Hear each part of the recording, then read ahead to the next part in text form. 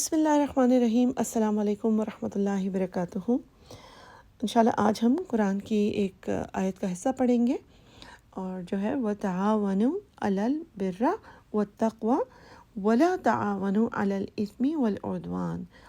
اس میں اللہ سبحانہ وتعالیٰ فرماتے ہیں، اور نیکی اور پرہیزگاری کے کام میں ایک دوسرے کی مدد کرو، یعنی تعاون کرو، اور گناہ اور زیادتی کے کام میں ایک دوسرے کی مدد نہ کرو۔ یہاں پہ ورڈ ہے تعاون، یعنی بالکل ساتھ نہیں دینا آپ نے۔ ہمارے ذہن میں جو as a group, as a friend group, یا ایز اے فیملی، یا رشتہ دار، یا بزنس، کسی بھی گروپ کا خیال آتا ہے تو اگر آپ دیکھیں تو بہت سارے گناہ ہمارے ذہن میں آ رہے ہوں گے۔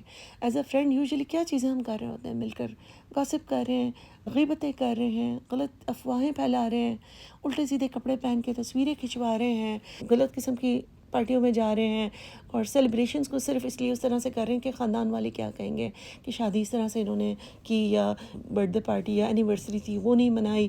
تو بہت سارے غلط کام یا بدعت یا اس طرح کے کام صرف ہم اس لیے کر رہے ہوتے ہیں تاکہ ہم لوگوں کے سامنے کول لگیں، ہم اچھے لگیں، اور ہمیں چھوڑ نہ دیں لوگ۔ لیکن اللہ زیادہ امپورٹنٹ ہے، اللہ کے حکم زیادہ امپورٹنٹ ہے۔ اسی طریقے سے بزنس پارٹنرشپ میں بھی ہم کیا کرتے ہیں؟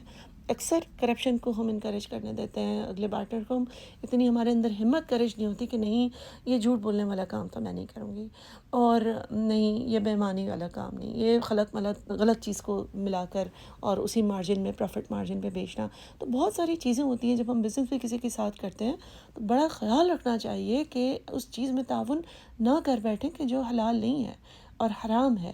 ہم اپنی طرف سے حلال کے کاموں میں کر کے جسٹیفائی نہیں کر سکتے کہ ہم کیا کریں اگر وہ اس طرح سے کرتا ہے تو۔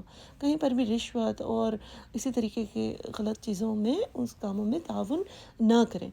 اسی طرح خاندانوں کی لڑائیوں میں کیا کرتے ہیں؟ ہم دونوں سائڈس پہ جا کے اپنی طرف سے بڑے اچھے بن رہے ہوتے ہیں، لیکن سوالات پوچھ کر تاکہ ہمیں کہانی سمجھ آ جائے، یہ ہمارا کام ہوتا ہے۔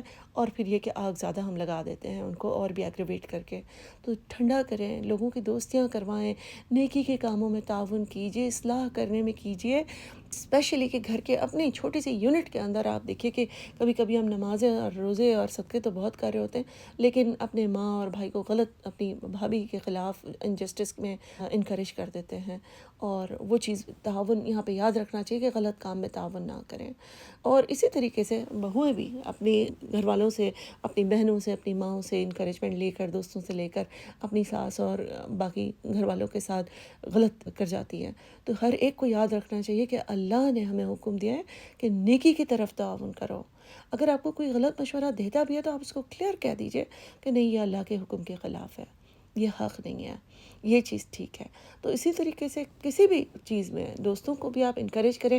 اگر آپ قرآن پڑھتے ہیں یا آپ سمجھتے ہیں تو اس میں دوسروں کو مزید اس میں تعاون کیجیے، آسانی کیجیے ان کے لیے۔